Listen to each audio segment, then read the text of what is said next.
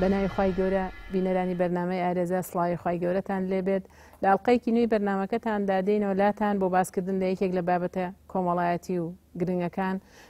کە پەیوەندی بە خێزانەوە هەیە. وەک دەزانین خێزان ئەو کۆشک و تەلارەیە کە کۆمەڵگە پێک ئەهێنێت و پێویست زۆر گرنگی و پێویستی خێزان بۆ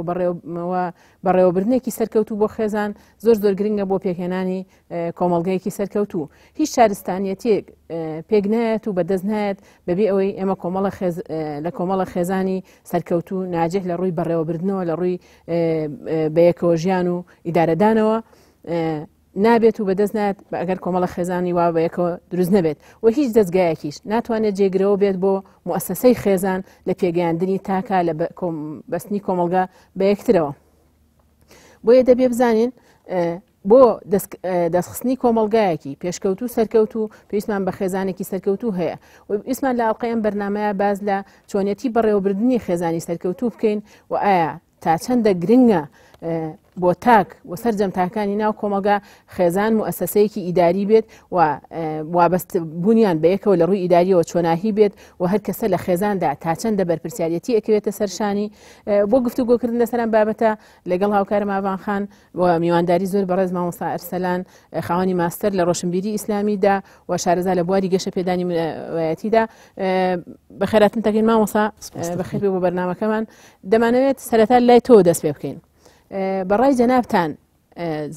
وەکو زانستێک بە ئیدارەی خێزان زانستێکی وا هەیە بە ناوی ئیدارەدانی خێزان؟ بسم الله الرحمن الرحیم. سڵاو ڕێزم بۆ بەڕێستان و بۆ بینەرانشتان هەیە. قسەکردن لەسەر خێزان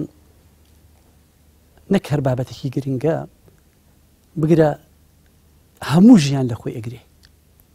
چونکە کاتێک ئێمە ئەمانە قسە لەسەر خێزان بکەین هەر کەسێک لە ئێمە لەم کۆمەڵگایە تاکێکە لە خێزان ئیتر یاخود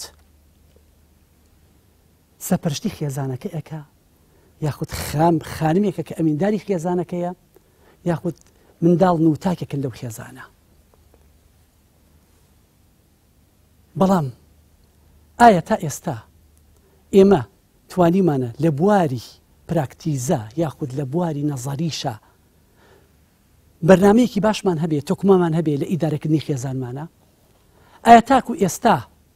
شتێک هەیە بە ناوی زانستی ئیداری خێزان یاخود بەڕێوەبردنی خێزان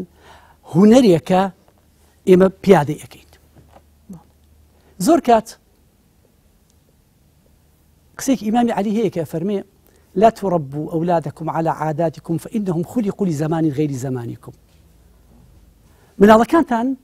ڕامەهێنن لەسەر خوونەریتی خۆتان، چونکە ئەمانە زمانیان جیاوازە. زۆر کات کە تۆ ئەتەوێت ئامۆژگاری مناڵەکەت دەکەیت، مناڵەکەت کە گەیشتۆتە ئاستێکیەوە سێکی ئامۆژگارەکەی پێ ناخۆشە، بەڵام کە گەورە ئەبێ ئایا ئەم مناڵە بیری لەوە کردووەتەوە بزانێ ئیداری خێزانەکەی چۆنەکە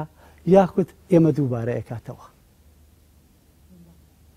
ئایا لێرە بیرمان لەوە کردوێتەوە کە جیاوازیەک هەیە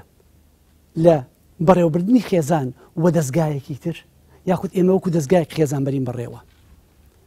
من ئەڵێم ئەمە دوو ئاست لە خۆی ئەگرێ. ئاستێکیان لەوانەیە شتێکی خۆش بێ و ئاستێکی تریان لەوانەیە شتێکی ناخۆش بێ. هەمیشە لە شتە خۆشەکانەوە دەست پێ بکەین. من ئەڵێم باوەڕ ناکەم ئێمە ئەگەر بگەڕێین و ئەم چەند ڕۆژە لەوانەیە سێرجێکم بۆم بابەتە کردبێ بابەتێکی زۆر دەقیق دەستکەوێت لە دەربارەی ئیدارەکردنی خێزانەوە. خۆشبەختانە ئەڵێم چونکە خێزان زۆر لەوە گەورەترە لە کتێبا بتوانین بە کۆی بکەینەوە. کاتێک ئێمە باس لە زانستی بەڕێوەبردن ئەەکەین طبعاً دوو چەمک لە خۆی ئەگرێ، زانستەکە لەلایەکەوە و هونەری بەڕێوەبردنەکە لەلایەکەوە. زانست کە بوارە ئیداریەکان ئەگرێتەوە بەو خوایە من باوەڕ ئەەکەم قەت نەتوانێت مرۆڤ بگرێتەوە. کابتە چی ئەمێنێتەوە؟ ئەو هونەرەی کە ئێمە بتوانین تەعاملی لەگەڵا بکەین. ئوستازگیان بەنسبەت ئەو حاڵەتەوە کە جەناب دەڵێ بەس پێم وابێ یعنی طبیعەتی مرۆڤ بۆ خۆی یعنی هەمیشە یعنی مرۆڤ بە طبیعەتی خۆی مەیالە مەیالیەکەشی بۆچی ئەگەر ئێمە بێنین لە بینی ئیدارەدان یعنی لە بینی زەبط و ڕەبتە لەگەڵ فەوزا هەمیشە فەوزاکەی زیاتر بەلاوە ڕەغبەتی زیاترە بۆ چونکە طبیعەتی مرۆڤ هەمیشە ئەنانێتی زۆرترتیایە دایمەن حەز بە پرشوبڵاوی ئەکات ئەوەی کە ئێمە مەبەستمان ئەمڕۆ زیاتر بەحسی بکەین بتوانین بچینە ناو ینی چۆنەڵی بابەتەکەەوە ناوڕۆکی بابەتەکەەوە ئەوەیە کە ئێمە وسرا وەکو موسسەیەکی بەشەری وەکو هەموو موسسەیەکی تری کە لە عالەما هەیە ئێمە مەسەلە ئەوە ئەژماری بکەین و لە هەمان کاتە ئەگەر دائیرەیەکیش نەبێ ئەگەر ئیدارەیەکیش نەبێ بەڵام شوبهە ئیدارەیەکە شوبهە دائیرەیەکە یعنی چۆن مەسەلە سەیرەکەی ئیدارەیەک دائیرەیەک لە مەسەلە مدیر و نائب مدیر و سکرتێر و هەموو شتەکان پێکاتەوە و تەوزیعی ئەدواری ئیشەکان ئەعمالەکان هەمووی کراوە بەسەر شخصەکانە هەر یەکە هەڵەسێ بەکاری خۆی بۆیە ئەگەر ئێمە مەسەلە خێزان یعنی هەروکو بەڕێستان ئاماژەتان پێدا یعنی زیاتر حاڵەتێکی پراکتیکیە ڕۆژانەیە کە ئەگەر ئێمە بهێنین سەیری ئەو کەسانە بکەین کە لە پێشووتردا هەبوون با و باپیرانی ئێمە یعنی حاڵەتێک هەبوون ناوی نەبووکو بەڕێستان ئەفەرمووی پێی بوترێ ئیدارەدان بەس لەبەرەوەی ئەم ئەو جیلەی باو باپیرانمان حاڵەتێکیان هەبوو مەسەلە دڵیان لەگەڵ بەرامبەرەکانیانە پاک بووە هەمیشە حوبی ئەوان زیاتر بووە کە مەسەلە بەرامبەریان زیاتر خۆش بووە لە خۆیان یعنی سەفای دڵیان هەبووە پاک بوون یعنی ئەمانە بۆ تەنەواتێک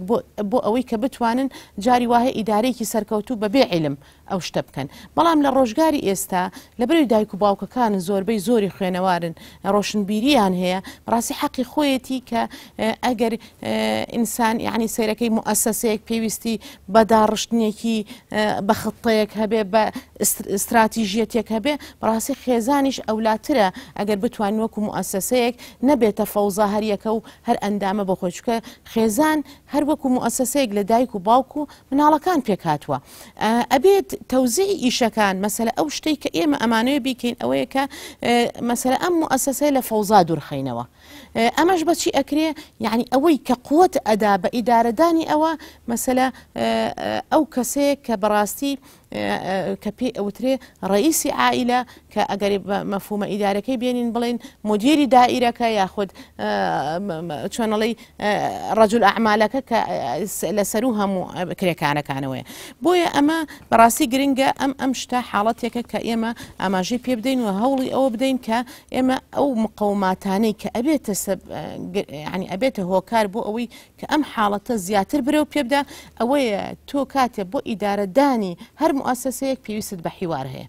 پێویست بە گفتوگۆ هەیە کە لە ئەگەر ناین لێ بنێن بە مستەڵەح ئیداریەکە پێویست بە تەختیتێک هەیە یعنی ئەم تەختیتە مەرجنیە بەس تەنها تعبیری لە ڕەئی یعنی هین بکە بەڵکو کاتێک کە ئێمە کاتێک کە خوا پەروەردگار ئەفەرمێ الرجال قوامون على النساء بۆ ئەوە نییە کە مەسەلە ئەم قوامێتە بۆ دیکتاتۆریەت بێ بۆ تەفەڕود بێ بۆ مەسەلە ئەوە بێ بەڵکو ئەم قوامێتە بۆ عەدالەتە بۆ ئەوەیە حڕیەتی ڕەئی بدا بە هەموو ئەندامەکانی خێزان بۆ ئەوەیە کە تەحملی مەشقاتەکان زیاتر بکە بۆ ئەوەیە کە لە ئیمتیحانەکان و لە ئەزماتەکانی ناو خێزانە زیاتر سەرکەوتوو بێت و ئەم بتوانێ ئیدارەی مەسەلە وەزعەکە بگۆڕێ چۆنەڵی سوکانی ئەو کەشتیە وەکو باتمانێک بیگۆڕێ بە چلایەکە هین بێ بۆیە گرنگترین شت ئەو مەسەلەی حیوارەیەکە ئەبێ و لە هەمان کاتە قوی ئیقناعیش بە بەرامبەر یعنی خۆ ناکرێت مەسەلە تۆ جاری وایە لە ئەندامەکانی ناو خێزانە سەرکەشیتە یەکی گۆڕالی یەکێکی تر نابێ خۆ چارەسەر چییە بۆ ئەوە بەڕاستی ئەو کەسێک کە هەڵەسێ بەوەی کە ئەبێتە مدیری ئەو دائیرەیە ئەبێت ئەو حاڵەتی تیاابێت بتوانێت قوی ئیقناع لەگەڵ بەرامبەر دروست بکات چەند خاڵێکی گرنگمان هەیە ئەوان خانەگەر توێ باز لە خێزانی سەرکەوتوو بکەی يعني مستحيل بتواني هيج مؤسسة سەرکەوتوو بێ بەبێ ئەو لایەنە ئیداریەی بەبێ ئەوەی زەبط و ڕەبتێک و ئیداریاتێک بێکەوە يعني ئەبێ ئەم پەیوەندیە جۆری وابەستنەکەی بە یەکترەوە دیاریکراوە بێت و لەم شوێنە دیاریکراوە بێت کەسە ئەرک و بەرپرسیارەتی و ڕۆڵی چییە ناکری ئەمانە بە کۆمەڵی خەیاڵ بە یەکەوە بن ژیانی پێش دەستپێکردنی ژیانی هاوسەرەتی کۆمەڵە خەیاڵ و حەز و ئاواتە بەس دوای ئەوەی کاتینە پرۆسە عملیەکەوانێک کە خێزانە و مناڵی تێەکەوێت پێویستمان با بڵێن بەڕێوەبردنێکی سەرکەوتوو هەیە بۆی بتوانێت بەبێ هەڵوەشانەوە بەبێ تێکچوون بەبێ لێکترازان ئەم خێزانە بەردەوام بێ ئیدامەدان بە خێزانی سەرکەوتوو بە قەنەعەتی من بەبێ ئیدارەیەکی سەرکەوتوو نابێت. بەڵێ منیش هەڵێم ئەو وشەی خەیاڵە شتێکی بیرهێنامەوە یەکێک لە کتێبە زۆر بەناوبانگەکان کە لەم بوارە نووسرا بێ نووسەرێک هاتووە ئەڵێ بەناونیشانی الرجال بالمەریخ والنساء من زۆرە نووسەری ئەم کتێبە ئەڵێ بە خەیاڵ ئەگەر خەڵکی پیاوەکان لە مەریخ ژیان و ئافرەتەکان لە زۆرە ژیان ئەم پیاوانە کۆمەڵە ئیشی تایبەتیان هەیە ئەم ئافرەتانش کۆمەڵە ئیشی تایبەتیان هەیە ئەم پیاوانە بیر لەوە ئەکەنەوە کە شتی بە قووەت شتی بەهێز دروستکەن کە لەگەڵ سیفاتی خوانە بگونجێ ئافرەتەکانجی لەوێ بیر لەوە ئەکەن و شتی ناسک قسەی خۆش کاتەکانیان بەسەر برن ڕۆژێک لە مەریخەوە کە سەیری ئاسمانەکەن کەوکەبی زوهرە ئەبینن کە کەوکەبی زوهرە ئەبینن سەیرەکەن ئەم شتە جوانانەی تایە یەکسەر بیر لەوە ئەکەنەوە ئستولێکی فەزایی دروستکەن و ئەهموو خەڵکێتە کوێ یەتە زۆرەوە کە یەتە زوهرەوە ماوەیەکی زۆر خۆش ئەبن بڕێەوە هەرچەنە هەندێک معلومات هەیە ئەو باسی نەکردووە من ئەم تعبیری مەریخەم زۆر پێ جوان بووە کە هەڵی بژاردووە چونکە مەریخ ئەستێرێکی جوانی ئەمە یەک دوو هەم شت ڕەنگی سوورە پیاوی زووت و ڕەبێ و سوور ئەبێتەوە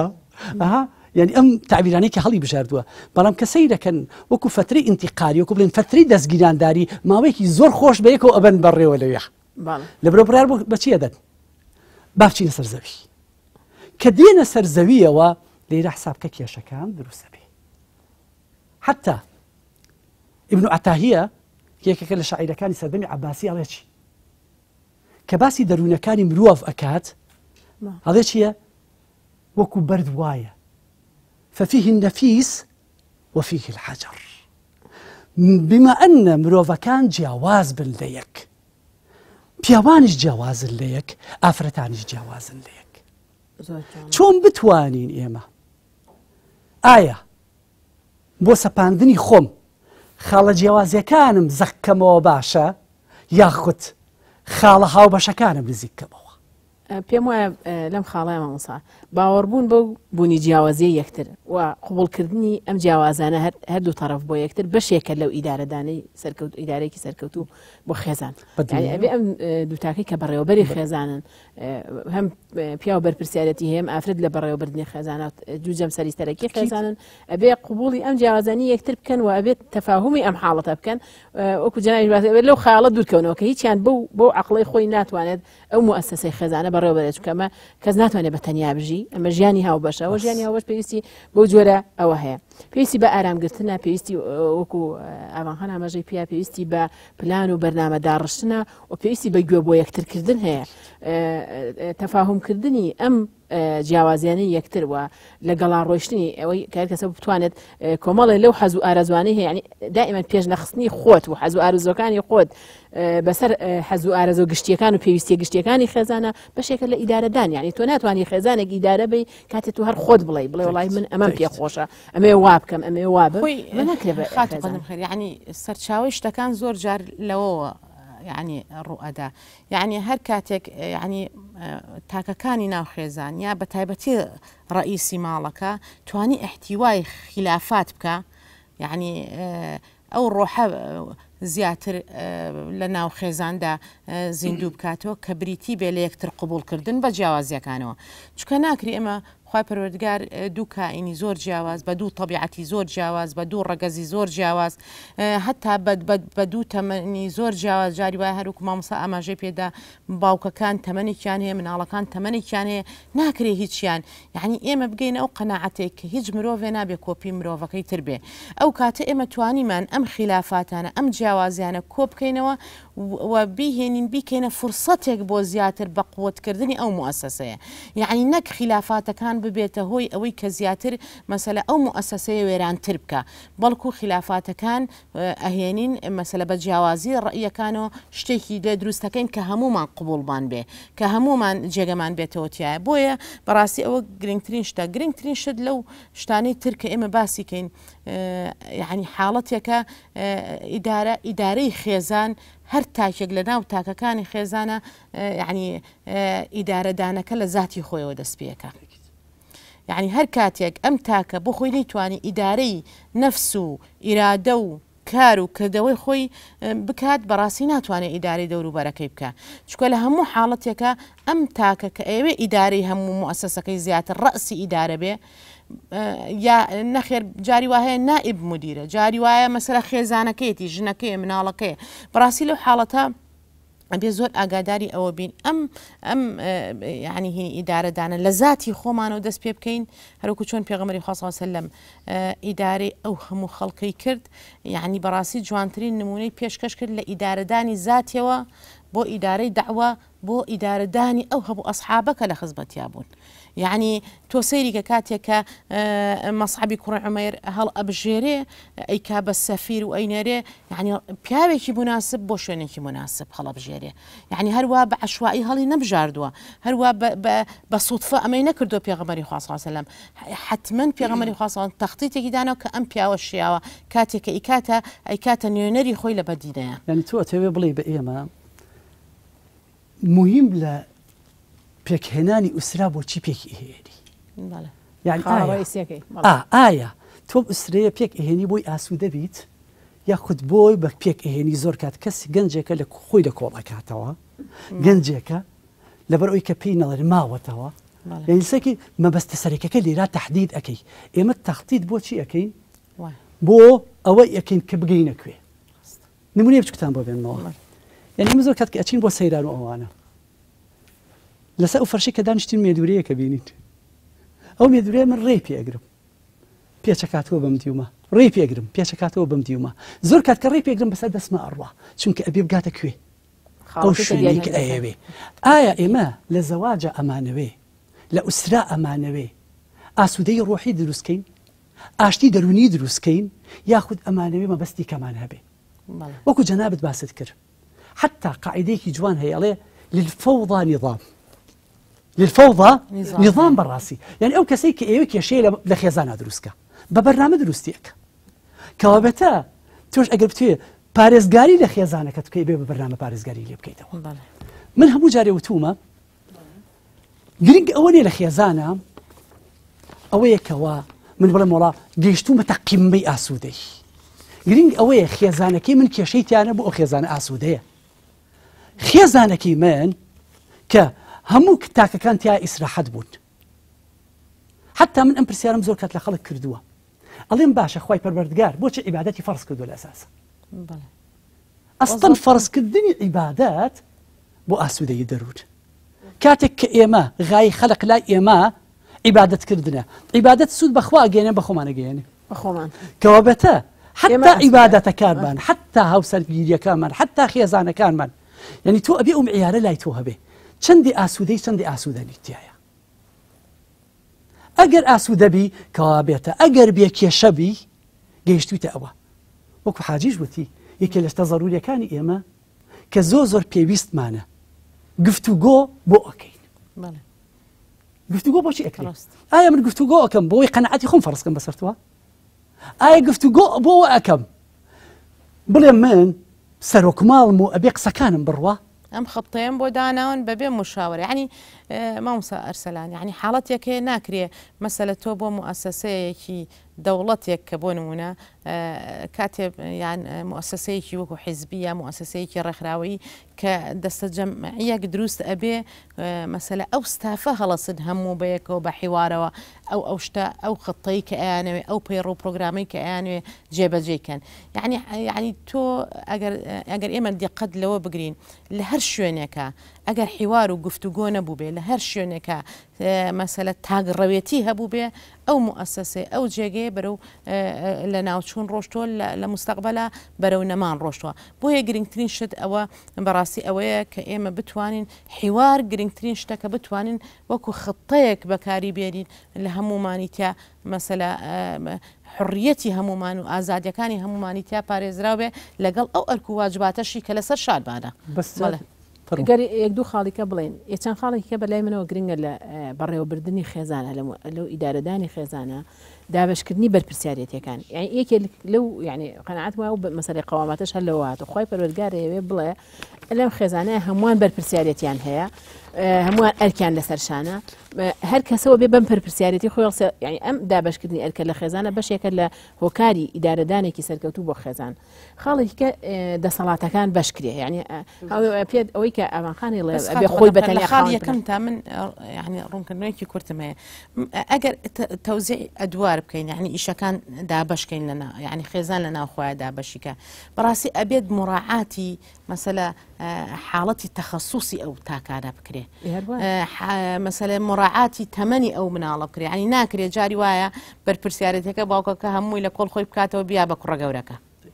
تێگەی یان مەسەلە بیا بە مناڵەکە یا دایکەکە هەموو ئەرکی ماڵەکە لە کۆڵ خۆی بکاتەوە بیا بە مناڵەکانیە ینی هیچ شتێک لە ئین نەگەڵستم لە دابشکردنی دەسەڵاتەکان ئەمە بوو کە وەبزانێ بە بەخشینی دەسەڵاتەکانی بە خێزانەکە ئێ حەسێنێتەوە نە ئافرەتیش وەبزانێ هەرچی ئەرکە هەڵیگری ئەوە حەس بەس بەڕاستی بێ قسەس لەسەر ئەوش بکەین ئێمە نابێ ئەم سیستەمە بە ئیداریەن تەطبیق بکەین یعنی ئیتر من هەموو کاتێ بڵم کاکە ئەمە مافی منەوە و بەجێت نهێناوە ئەوە ئەرکی تۆیە و بەجێت نهێناوە یعنی لێرەشە پێویستی بە مرونەت هەیە ئەمە مرونەت بین لە ئەم شتانە تقریبا ئەوەی جەنابەت پێڵی ئەتوانی بڵێ ینی خۆهینکردن چاوپۆشیکردن مەژیانێکی بەرداوامە خێزان مؤسسەیەکی دو سێ سەعات بێکەوە بوو نییە بەڕاستی 4 سەعاتیە ئەمە ئەو چەمکەنیە کە ئێمە بڵین تەنازولمان کردووە ینی زۆر کات لەوانەیە کەسێک پیاو بێیان ئافرەت بێ بڵێ ڕەکا کە من ئەمە حەقی خۆم و تەنازولی تیان ناکەم یان ئەوش بالمقابلە حەقی خۆم و تەنازولی تیان ناکەم بەڵام ئەمانە تەنازولات نین ئێمە چی ئێمە ئیش لەسەر چیەکەین ئیش لەسەر ئەوە ئەکەین بە ئیسراحەت بژین ئیسراحەتەکە چۆن دروست ئەبێ ئەمە یان غایەکی گەورەترە لەوەی کە تۆ بڵێ ئەمە بکەم یاخود ئەویان بکەم لێرە تێگەیشتم لە قسەکەت بەس منەوەی ئەوە نەبڵم ینی ئەم دابشکردنی دەسەڵات ئەوە ینی هین نییە کە بڵێن وڵا بەرپرسیارەتی قورسەکە لەسەرکێ هەموو کتاکێک لە خێزانە بەتایبەتی کە دووس جەبسەرە ڕئیسەکە کە ژن و مێردن بەرپرسیارەتیان لە ئەستۆیە دابشکردنی ئەم دەسەڵاتانە و ڕێکەوتن لەسەر ئەم دەسەڵاتانە بەشێکە لە مهمەی بەڕێوەبردننی خێزان نابێ پیاوەکە وبزانێ ئەرکی زۆری بۆ خێزانەکە بەجێ شاو خۆی لێی گەڕا خۆی لێ بە دوورگەری تر سەرکەوتووە و نابێ ئافرەتەکەش وبزانێ کە زۆرترین قورسایی قسە سەرشانی خۆی کەسی بە مەسئول نەزانی لەو ماڵە نە مناڵەکان فێری بەرپرسیارەتی هەڵەگرتن نە ئەم پیاوەش خێزانێکی سەرکەوتوی پێکەوە هێناوە خێزان بە شێوەیەک مؤسسەیەکی سەرکەوتووە کە هەمووان بەشدار بن و بەرپرسیارەتی هەست پێ بکەن لە بەڕێوەبردننی ئەم مؤسسەیە ئەگەر یارمەتیم بن ئێستا کاتی ناوبڕە لە بەرنامەکە بینە لای بەڕێز ئێستا چینە لای ناوبڕێک و دواتر دێنەوەدا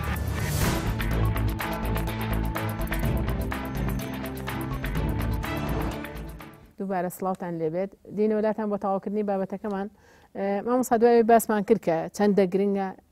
ئیدارەیەکی سەرکەوتوو لە خێزاندا دەمانەوەی بڵین ئەو کێشانە چین کەوا ئەکات خێزان ئیداری نەبێەوە بە شێوەیەکی باش بەڕێوە نەبرێت یەکێک لە شتە زۆر زۆر گرنگەکان با بە چیرۆکی بچمە ناوێ ئەنجا باسی یەکەم پیاوێک ئەچێتە لای دکتۆرێکی دەرونیەوە ئەڵێ هەست دەکەم کێشەیەکم لەگەڵ خێزانەکەما هەیە ئەوژەڵێ چییە؟ ئەڵێ هەر کاتێک بانگ لە خێزانەکەم ئەکەم جوابم نایەتەوە نازانم فێری عینادی بووە نازانم بۆ جوابم نایەتەوە دکتۆریش پێی ئەڵێ ئەم جارە کە چوویتە بەردەرگاکەی خۆتانەوە ناوی خێزانت بێنە ئەگەر جوابی نایتەوە مەترێتر بچۆرە پێشەوە مەترێتر بچۆرە پێشەوە چەند جارێک بانگی ئەکە هەتا نزیکی هاوسەرەکێ بێتەوە ئەو کاتە ناوی ئەهێنێتەوە ئەڵێ ماڵێ ئاوا بێ دە جارە پێت ئەڵێم بەڵێ ئەو گەولێ نییە دیارە خۆی نابیست کێشە گەورەکانی ئێمە لە خێزانە بۆچی ئەگەڕێتەوە ناگرین لە یەکتر شتە زۆر سەرەکیەکەی ئەوەیە هەموو پیاوێ ئەوەیەت خێزانەکەی فتوکۆبی خۆی بێ وەکو ئەو بیرکاتەوە وەکو ئەو هەستیا بێ وەکو ئەو قسە بکە وەکو ئەو بجوڵێتەوە وەکو ئەو بگاتە دەرئەنجام بالمقابل هاوسەریش هەروایە ئەمیش ئەوێ چی بکات ئەمیش ئەو دووبارە کاتەوە کە ئێمەش لە بیدایەت وتمان کە ئێمە جیاوازین لە یەک جوانی ئێمەش بە جیاوازیەکانەوەیە ئەنی ئەمە وە ئەسەلمێنێ کە ئێمە هەوڵ نەدەین خۆمان مانوو نەکەین خۆمان عەزیەت نەیەین کە بمانوێ ئیلا و بیللا هەمومان لە یەک بچین هەوڵ بین چی بکەین هەوڵ بدەین یەکتری تەواو بکەین یەکتری قبوڵ بکەین لە شتە ناخۆشەکان شتە جوانەکان بدۆزینەوە نەک بەدوای چیا بگەڕێن نقطە خلافیەکان بەدەی نقطە مشتەرەکەکانە با بگەڕێن ئێمە خۆی مامۆستا ئەرسەلان حاڵەتێک هەیە ئەگەر مەسەلە هەردوو بڵێن هینەکە هەم ژن هەم مێرد هەم ئەو تاکانەی ناوخێزان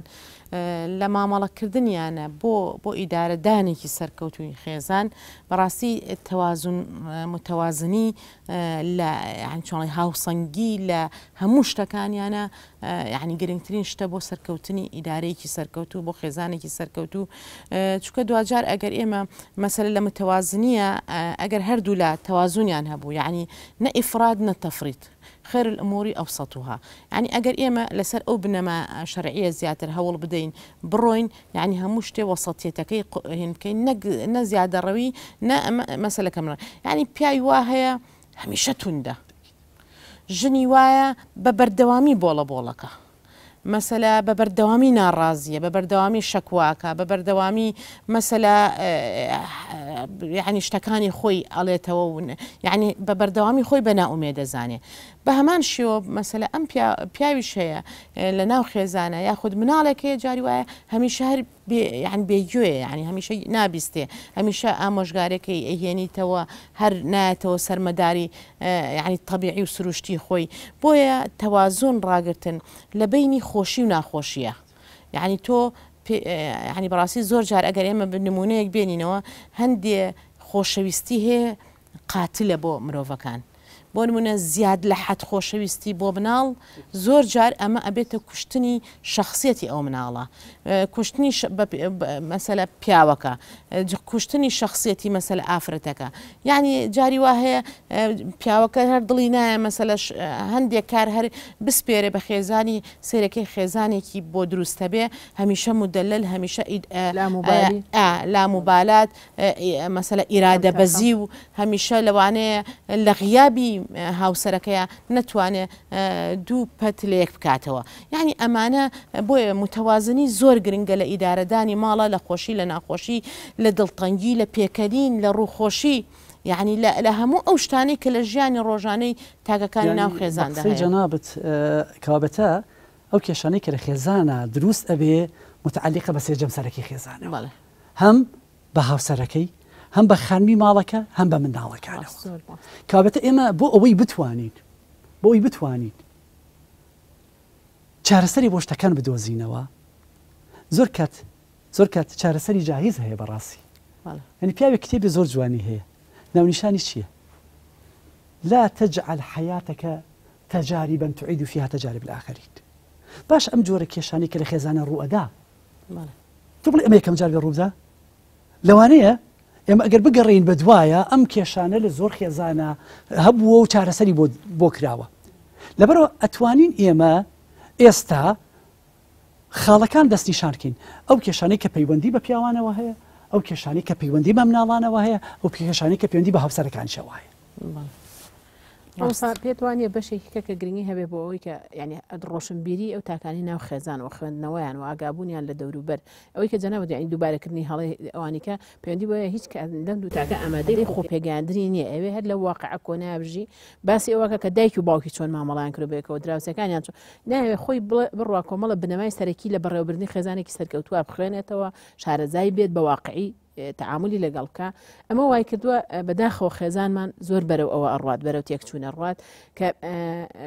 خۆپێگەاندن لاوازە لە تاکی کوردیا بە تایبەتی ولا یعنی هەمووشماوە ئەزانین کە گەیشتە تەمەنێک و خێزانە پێگەنایتر لەسەر و معلوماتەوەی شارەزای تەواوین کە هیچ کەسێک یعنی مستەغنی نیە لە فێربوون هەمومان پێویستمان و ڕۆژانەش زانست ئەمڕۆ لە تازەبوونەوەیە ڕۆژانە بیردۆزە و فکری تازەیەتەکایەوە هەموو تاکێکی ناو خێزان حەقی خۆیەتی یعنی ماوەیەک دانێ بۆ پێگەیاندنی خۆی لە ڕووی خێزانیەوە چی پێویستەکە بکات ئەو گرفتانەی هەتە لە خێزانە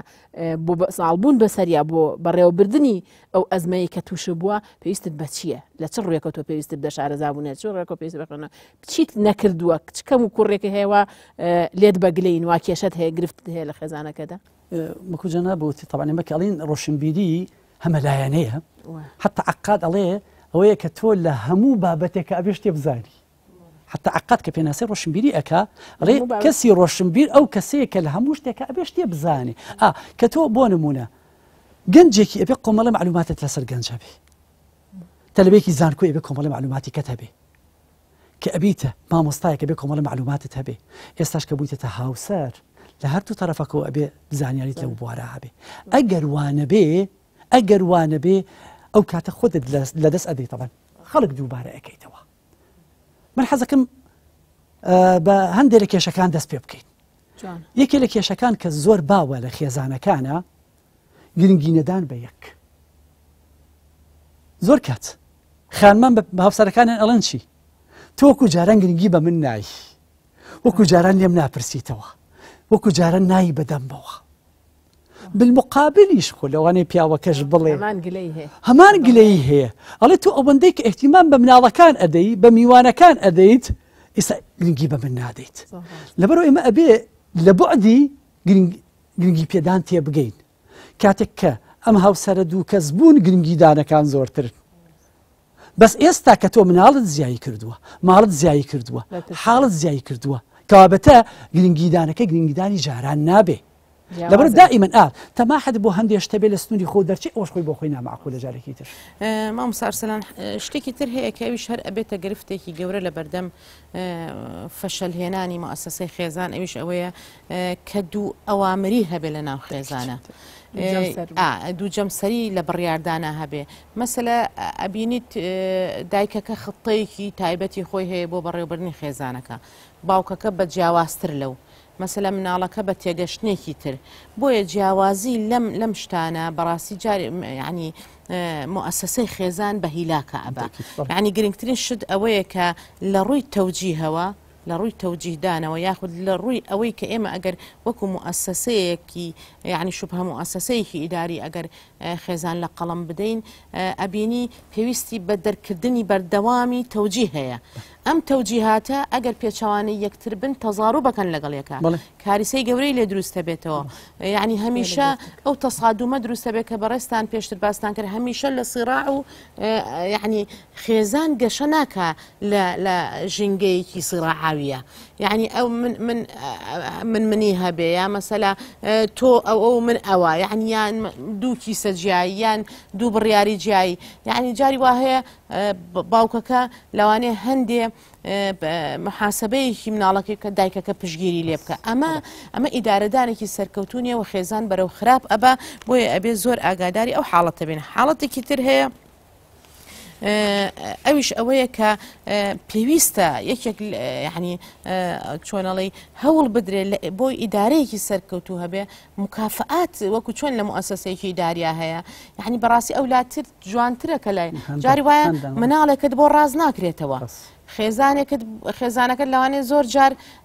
یعنی بگاتەوەی کە مەسەلە هیچ تاعایەکی نەبێت بۆت هیچ شتێکی نەبێت بۆیە ئێمە پێغەمبەری خوا کە ئەفەرمێت تەهادو تەحابوو کە تۆ ئەگەر هەدیە ببەخشن لە بەرەوەی خۆشەویست ببن خۆشەویستی ئەساسی ئەوەی کە گوێڕایەڵی و تاعە دروستەکە بۆیە ئەگەر ئێمە بتوانین ئەو حاڵەتە دروستکەین یعنی دروست ببێ لە ناو خێزان ئەمە خزمەتێکی زۆر باش بە مؤسسەی خێزان ئەدا و حاڵەتێکی بەڵێ لێرە مەجال بێت کۆمەڵی خاڵی کەش ڕئیسین یعنی واکەن کە گرفت لە خێزانانە بێت و داپۆشەری ئەو کێشیان خاڵێک لەوانە باسی یعنی چۆن باسی شەفافیە دەکەین لە دنیای ئەمڕۆیە شەفافبوونیش لە خێزان لە بەڕێوەبردننی خێزانە ینی ئەم دوو تاکە کە کاتێک شتێکەکەن بەرامبەر یەکتر ڕوون بن لە بەرچاوی یەکتر سەراحەت هەبێ لە بینی یەکترا و نهێنیان لەگەڵ یەکتران نەبێت بچووکترین نهێنی لە ژیانی هاوسەرەتیا واکە ئەو دوانە بێمتمانەیان بەرامبەر یەکە بێ هەموو بێمتمانەیەک هەڵوەشانەوەی ئەو مؤسسە گەورەیە دروست دەکات ئەگەر بە ظاهریش مؤسسە بێت و بەیەکەوە مابنەوانێ لە ناخە مؤسسەیەکی هەڵوەشاوەیە یەکێکتر لە ئەو خاڵانە کە قسەی لەسەرکەین ئێمە خێزان لێبێ کێشە بێ بەس مشکلەکە ئەوەیە چۆن لەگەڵ کێشەکە تەعاملکەین ئایا هاوسەری بەڕێز لەسەر بچووکترین شت محاسبی هاوسەرەکەی خۆی کای خود نیکە چونکە هەندێک هاوسەرمان هەیە دێت محاسبەی شتەکانەکە ئەمەد بۆ وایە ئەوەت بۆ وایە ئەمەد بۆ وایە خانمی بەڕێزیش بالمقابل کێشە بچکۆلەکان گەورەیەەکە پیاوەکە نەگەیشتوتە بەردەرگا یەکسەر ئەم مناڵەت ئەمەی کردووە ئەوێت ئەوەی کردووە ئەوەت ئەوەی کردووە بێلەوە ینی بێلەوە یەکسەر ئەمەد بیر چووە ئەوەت بیر چووە ئەوەت نەهێناوە دێتۆ باوگاتە ماڵەوە با بێ ئیسراحەتێ بکە با بێ دابنیشێ یعنی ئێمە یەکێک لە شتە زۆر گرنگەکان ئەوەیە بین شتەکان بچوو بکەینەوە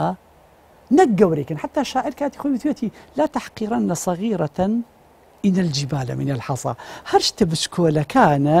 ئێمە گەورەی ئەەکەین لەبەر ئەوە قاعدەیەک هەیە لە ژیانە پێوتێ قاعدەی دەبەنەوەت قاعدەی دەبەنەوەت تۆ وەرە لە سادەی شتەکانت بە ڕێکوپێکی تەنزیم کە نەوەدەکەی کە بە باشترە ڕوە حتا لەسەر ئەمە نمونەیەک هەیە ینی کاتێک کە هەڵ ئەسین بۆ ناخواردنی بەیانی و بەرەو دەوام ئەچین مناڵێکی بچکۆلە کە بە پەلەپەلێتە سەر مێزەکەەوە زۆر کات دەستی دەسەر مێزەکەدا ئەنێ جلی مەکتەبی لە بەرای باوکی دەیت وەڕابێ دەست لا بەسەر مێزەکە چیەکە چایەکی بەر کراسەکەیەکەبی لەو کاتە ئەم پیاوە یەک دەقە سەبری هەبووایە کەچی نیەتی دەی جلەکانی پیسە بێ ساری مەکتەب و قوتابخانە بەجێڵێ ئەم باوکە مەجبورە بێ چی بکە بە پەلەپەل بیگەێنە کە ئەچێتە داوامەکەی خۆی ڕۆژەکەی هەمووی لێتەکەی بیر چووە بە پەلەپەلێتە ماڵ و توش حادسێکی سیارە ئەبێ یعنی ئێمە شتە بچکۆلەکان زۆر گەورە ئەەکەین ئەمە وای کردووە یعنی ئەم شتە بچووکانە لەوانەیە زۆر کات تاموچێژیش بەخشێ بەژیان نەکشتە شتە ناخۆشەکان گەورە بکە حتا ئەگەر نمونەیە بگەڕمەوە من ژن و پیاوێک کێشەی ئەوەیانە پیاوەکە بەژنەکەڵێ بەخوا تو ماوەیە کە پرخەت پیا کردو خەوی لە من بڕیوە ئەم شتانە زۆر هەیە لەبەیمانە ئەویژڵە بەها بە تۆ چەند ساڵە ئەپرخێنی من ڕۆژە قسەم نەکردو ڕاستی شەکە یعنی ئەم پیاوە ئەوە حوسەڵەی نییە جاوە بەستەکە لە چیە لێرە پیاوەکە وەکو ئافرەتەکە نییە ئافرەکە چەند ساڵ پرخاوە بە خیاڵە نهاتۆ ڕۆژێک بێت و تەسجیلی بکە ئەم پیاوە بەزانە ئەم شەو بزانە تەجیلی ناکەم لە داخە کە بەیان ئەم شەو تەجیلی ئەکا قەدەری پەروەردگار وا بێ ئەو ژنە ئەو ڕۆژە ئەمرێ ئەو کاتێک ئەم ژنە ئەم پیاوە خێزانێکی خۆی بیر ئەکەوێتەوە چی بۆ ئەمێنێتەوە ناخۆشترین شت کە لێ ئەدا و ئیسراحەتی پێەکە یعنی ئێمە بەڕاستی ئەتوانین حتا ناخۆشیەکان حتا ناڕەحاتیەکان شتی جوانی لێ ڕاستە فەرمی مامۆستا ئەرسەلان حاڵەتێکی تر هەیە لە هەر لە ناو خێزانت کاریگەری خۆیە لەسەر مەسەلەی ئیدارەدانی خێزان ئەوش ئەوەیە کە زۆر احتیمامات هەن مەسەلە تاکەکانی خێزان احتیماماتی خودی ئەو کەسە خۆی يعني ئەگەر بۆ مانایتر بڵێن احتیماماتی فەردین لەگەڵ احتیماماتە جەماعیەکانە ئەوەی کە هینە ئێمە بەڕاستی پێویستە کات کە هەمیشە ئەو احتیماماتانەی کە زیاتر بە خودی خۆمان ئەدەین یعنی خازعی ینی ناکرێت احتیمام بڵین بە خۆمان نەدەین بەڵام ئەکرێت لەبەر خاتری احتیماماتە کانی گشتیەکە هەمولایەکمان بتوانین احتیماماتە تاکیەکە خازعکەین بۆ عامەکە بۆ گشتیەکە ئەوە گرنگترین شتەکە ئێمە بتوانین گەن حاڵەتێکی تر هەیە مەسەلەی ئەو اتصال و پەیوەندی کە لە نێوان تاکەکانی خێزانە هەیە بەڕاستی نەبەخشینی دەسەڵات یاخود پێنەدانی دەور بە تاکەکانی خێزانە و کۆبوونەوەی هەموو دەورەکان لە یەک کەسە ئەمە کاری سەدروستەکە لە ناو خێزانە یەکەم ئەو کەسێک کە هەموو دەورەکانە بینێت تووشی تەئاکول و داخوران و داماڵین و ئیتر هەرچێکی ناولێنی لە کەسایەتیە بەڵێ بەڵێ ئەمە حاڵەتی بۆ کوجەستەیە حاڵەتی معنەویەکەشی هەروکو بەڕێستان ئینسان ئەبێتە ئینسانێکی دیکتاتۆر ئەو ئینسانە بۆیە یعنی هەمیشە هەر ئێوێت تاگڕەوانە بڕیار بدا لەسەر هەموو قەرارەکان بۆیە حەقی خۆیەتی لە ناو خێزانە کۆمەڵێک ئەرک بسپێرێت بە ئەندامەکانی تری خێزان وەکو مەسەلە دایک وەکو مناڵەکان من لە زۆر کەس بیستومە زۆر جار بە نمونە هێنانێتەوە توانە مەسەلە باوکەکە کاتێ پارەی پیا کردووە مەسەلە دایکەکە وەزیری مالی بووە لە ناوهینەکە تێگەی یعنی ئەمە جوانترین شتەکە لە خێزانی کوردی یعنی خۆمانە بوونی هەیە یعنی دایک هەموو ڕەسمالی ماڵەکەی بەدەست بووە پێسپاردنی ئەم ماڵە کۆمەڵە گرنگی خۆیە ئەم ئافرەتە زیاتر تەحەفوزەکە بەس کە لە لای خۆی نەبووزانی هاوسەرەکەی متمانی پێناکە هەموو ڕۆژێ بە بەردەوامی داوای زیادەی مەسەلە شتی لێ ئەکا بەڵێ حتا من لەگەر نمونەیە ئیزافە بکەمە هەندێک خانم هەیە لە نقطەی قووەت و باسی ئەوەی ئەکاڵێ کاکە من ئیشی کەسم بەدڵ نییە لە ئیشی کەس ناڕازی خۆی پڕوکێنێ خۆی ئەپڕوکێنێ بەڕاستی نەدوای شەندانەکەی بە چاکی بۆ ئەخورێ وایە زۆرمان بوو ئەی باشە بۆ نایت تەوزیعی ئەدوارکەیت بۆ نای ئەوانەی کە پێبەشدارکەی بۆ ناییت ینی ئەی کاکە خۆ تۆش کە فێری ئەم خواردنە جوانە بووی ئەم ڕێکە و پێکە بوویت لە بیدایە تا خەڵک ناڕازی بووە لەبەرەوەی ینی ناڵم تۆ نەیت خۆت زۆرمانوو بکەیت بۆ ئەوەی بڵێ کاکە وەڵام شتێکی باشم کردووە هەتا مناڵ زۆر جار ینی حەقی خۆیەتی کە وا هەست نەکرێ هەمیشە مناڵ کەسێکی مەسەلە بێتوانە و لاوازە جاری وایە مەسئولیەتێکی بەرێ مەسەلە یعنی من یعنی قەنەعەتم وایە مدیرەکان لە شوێنێکە بەڵام یەکێک لە سەر و هەمویانەوە بێ بۆ شریف بێ یعنی ئەسەسەی خێزان بکرێتە کۆمەڵە هەر یەکەی بەرپرسیارەتێکی پێ بدرێ و باوکیش بتوانێت ڕۆڵی ئیشراف ببینێ ڕۆڵی ڕقابە ببینێ ڕۆڵی تەوجیهی باش ببینێ بەڵێ ئەمانە ببینێ ئەمە گرنگترین شتە و خاڵە حاڵەتێکی تریش هەیە مەسەلەی يعني ئەو کەسەی کە هەڵەسێ بەوەی کە ڕەسی ئیدارەکەیە بەڕاستی پێویستەکە خۆی قدوەیەکی حەسەنە بێ لە ئیدارەدانە ینی ناکرێ بە بناڵەکە بڵێ بۆ نمونە مەسەلە ینی تاوان یعنی یەکێک لەو تاوانانەی کە لەم ماوەی پێشوە لە مەحاکمە هەبوو کە ناکرێت لێرە ناوی ینی باوکێک و کوڕێک بوو مەسەلە کوڕەکە باوکیشی و دایکیشی خوشکەکەشی لە یەک ڕۆژا کوشت لە کاتی تحقیقا کە پرسیاریان لێ کردت تۆ ینی بۆ ئەمە ینی توێتی من باوکم هەمیشە و توێتی تۆ مەچۆ خەریکی مەسەلە بە دڕەوشتی مەبە تۆ مەخۆرەوە بەڵام خۆشی بەردەوام ئەی خواردەوە بەردەوام خەریکی بە دڕەوشتی بووە یعنی لەبەرەوە بۆیە مرۆڤ ینی بڵێن ئەو کەسێک کە ڕەسی ماڵەکەیە کە ڕەسی ئیدارەکەی پێویستەکە قدوەیەکی باش بێ بۆ مناڵەکانی بۆی زیاتر ئیطاعە بکرێت زیاتر تەوجیهات و بڕیاراتی لە ناو خێزانەکەدا بڕوە مامۆستا لەبەرەوەی لە چەند دەقەکانی کۆتایی بەرنامەکەیان پێم خۆشە ئەگەر شتێکی پێویستمە بێ لە کۆتایەت والله کەش ئیزافە کە هەرچەنە خاڵەکان زۆرن بە بەرنامەیە تەواو نابێ ئێمە کاتێک کە خێزان دروست ئەەکەین دوو عائیلەت یەکەڵ ئەەکەین هەندێک کێشە هەیە کە ئەم دوو کەسە دروستی ئەەکەن پەیوەندی بە عائیلەکانەوە هەیە کە تەرەف نین لە خێزانەکانی ئێمە وەڵای کاکە تۆ ڕێز لە میوانی من ناگری تۆ ڕێز لە خزمەکانی من ناگری بالمقابلیش میش ئەبێ ڕێز لە میوانەکانی تۆ نەگرم لە خزمەکانی تۆ نەگرم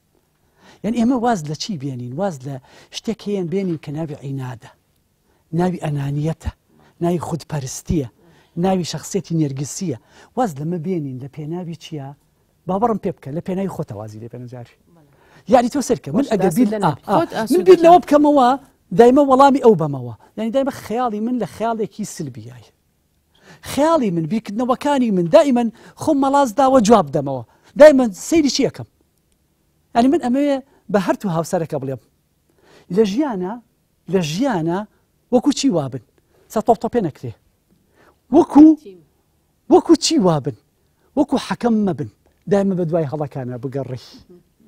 وەکو کەسێک بیکە ئەها ئەتەوێ گۆڵکەی مەبەستێکت هەبێ هەدەفێکت هەبێ هەدەفی تۆ لەم خێزانە مادەم ئاسوودەیە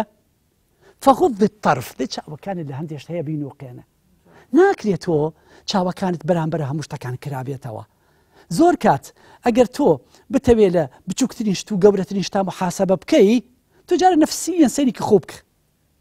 چەند کەم و کوڕی هەیە چەندێک بێتاقەت ئەبی پێی چەندێک بێزاری پێی ینی ئەو جاوەرە بچۆرە ناو شتەکەشی مامۆستای هیچکە لەوانە ینی بەڕاستی زیاد لە چاوپۆشیکردن لێخۆشبوون گیانی لێخۆشبوون لە خێزانایکێکە لەو خاڵانەی ینی بۆ بەڕێوەبردنێکی باش تۆ پێویستە بۆ هەیە هەست بە لێبوردەیی بکرێ بەرامبەر بە یەکتر ئێمە لە خێزانە کە موەسسەیەکە 24 سەعات بەیەکەوەن کاتێکی زۆریان بەیەکەوە بە دڵنیاییەوە کەم و کوڕی و گرفت و کەم تەرخەمیە بێ لەلایەن یەکترەوە ئەو بیرێکێ بەرپرسیارەتی خۆی هەڵگرێ و بیرێکێ ئەرکێکی سەرشانی خۆی جێبەجێ بکە ئەو عەزەتی بەرامبەرەکەیە بە قسەیەک باڵسو کەوتێک پێویستە گیانی یەکتر بەخشینی لە یەکتر خۆشبوون زۆر زەخکرێتەوە لە خێزانە بۆی ئیدارەیەکی سەرکەوتو بین بە خێزان چونکە ئەگەر یەکتر شکانن و یەکتر عەزەتدان بێت هەمووان بە یەکەوە زەرمەندە بنەکوتە خۆت لە پێشەمیانە نائاسوودەی جا ئەوانەی بەرامبەرت مناڵەکان زیاتر کاریگەری خراپیان لەسەر دروست دەبێت چەند بەرنامەی پێشواومان باس کردووە کاریگەری ئەو کێشانەی لە خێزانە هەیە لەسەر مناڵ بەنسبەت ئەم دوو تاکەشەوە کە گەورەن و پێگەیشتون لە خێزانە و زۆر گرنگە تەعاملیان جوان بێت چۆن چاوپۆشی لە هەنێ کەموکوڕی وردە بکەن و چۆن لێ خۆشببوو بن بەرامبەر هەنە گرفت و کێشەی گەورەش کە دروست ئەبێت بۆی بتوانن ئیدامە بەم مؤسسە پیرۆزە گەورەیە بن کە مؤسسەی خێزانە بۆی کە بتوانن خێزانێکی سەرکەوتو و خێزانێکی پێگەیشتووە ئەو بناغەپتەوە بن بۆ کۆمەلگایەکی پێشکەوتو و شارستانی و سەرکەوتو. بینەرانی بەڕێز دیارە لێرەدا کاتی بەرنمەکەمان تەواو بوو ئاتینە کۆتایی بابەتەکەمان زۆر سپاس بۆ میوانی بەڕێزمان وەفا ئەرسەلان لەگەڵ هاوکارم لێرەدا دەمانەیە خواحافیزیتان لێ بکەین خواتان لەگەڵ سپاس بۆ مانەوەتان لەگەڵمان.